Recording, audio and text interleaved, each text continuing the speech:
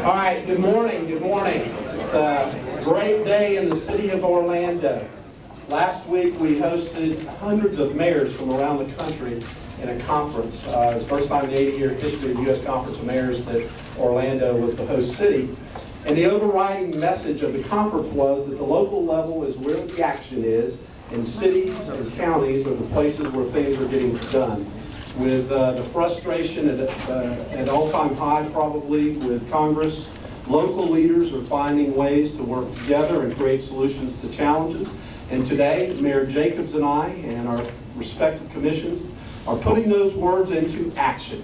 We are here today to announce that we have finalized a plan that will allow us to bring forward the changes to the 2007 interlocal agreement and kick off construction on the Florida Citrus Bowl renovations in 2020.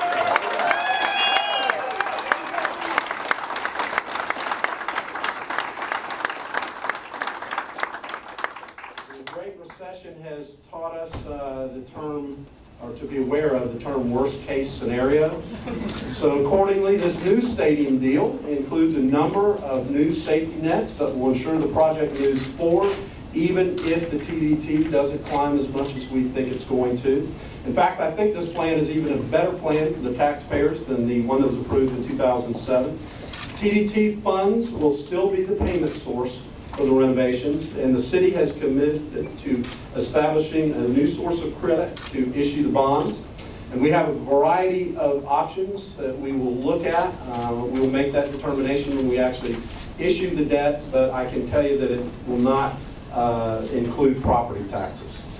Beginning construction on the renovation of the Citrus Bowl will ensure that we don't lose the place in line that we have with our bowl games. And as most of you know, the postseason for NCAA college football is changing very rapidly, and we want to make sure that Florida Citrus Sports has every advantage as they go into negotiations related to those. So I want to thank Steve Hogan and all the Florida Citrus Bowl supporters for their steadfast commitment to making this happen.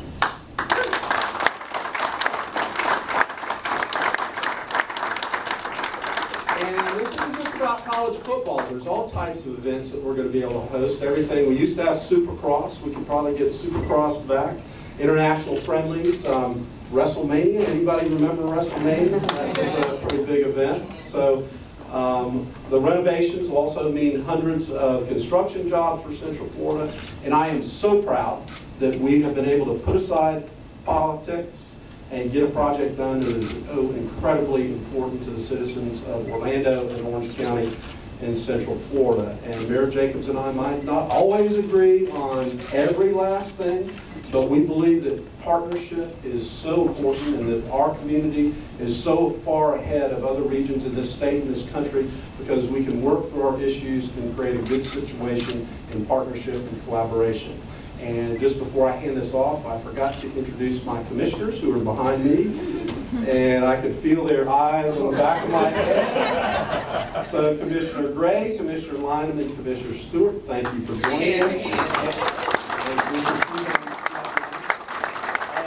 one last thing, when Tom Mickle, who was the executive director or president, whatever, the head honcho at Florida Citrus Sport, passed away, his wife Jill gave me one of his ties, and I'm wearing it today to commemorate that because I know this renovation was something he's probably looking down and smiling today. With that, I'd like to turn it over to my good friend and partner, Mayor Jacobs.